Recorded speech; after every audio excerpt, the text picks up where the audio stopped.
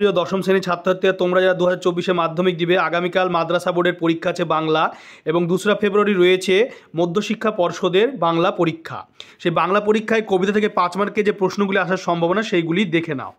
তোমরা দেখতে পাচ্ছ প্রথমেই রয়েছে সিন্ধু তীরে যে কবিতাটি, সেই কবিতায় প্রথম প্রশ্ন, পঞ্চকন্যা পাইলা চেতন, পঞ্চকন্যা কারা, তারা কিভাবে চেতনা ফিরে পেল, আলোচনা করো। ফার্স্ট কোশ্চেনই 5 মার্কে, এটি তোমরা কমন পাবে। এরপরে নেক্সট যে প্রশ্নটি রয়েছে সেটি দেখে নাও। দেখতে পাচ্ছ প্রলয় উল্লাস।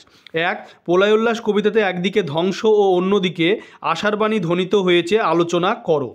2, তোরা সব জয়ধ্বনি কর।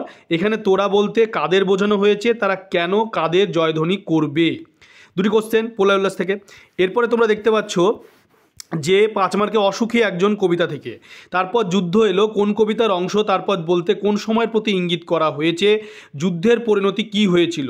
2, সেই মেয়েটির মৃত্যু হলো না, মেয়েটির পরিচয় দাও, মেয়েটির মৃত্যু হতে পারত কেন, মেয়েটির মৃত্যু না হওয়ার মধ্যে দিয়ে কবি কি বোঝাতে চেয়েছেন।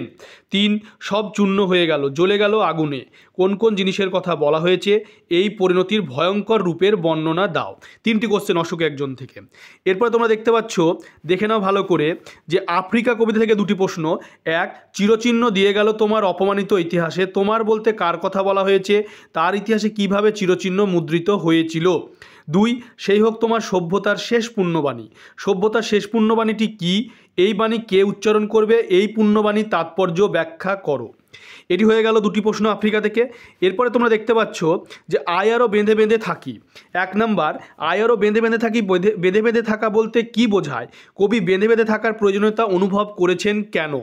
এই যে প্রশ্ন আয় আরও বেঁধে বেঁধে থাকি থেকে, এই প্রশ্নটি তোমরা ভালো করে প্র্যাকটিস করবে এবং এই প্রশ্নগুলি ভালো করে পড়ে যাবে। তোমরা অবশ্যই চ্যানেলটিকে সাবস্ক্রাইব করো এবং সাবস্ক্রাইব পাশে থাকা বেল আইকনটি তোমরা প্রেস করবে এবং আমাকে প্রশ্নের ব্যাপারে কমেন্ট করেও জানাতে পারো।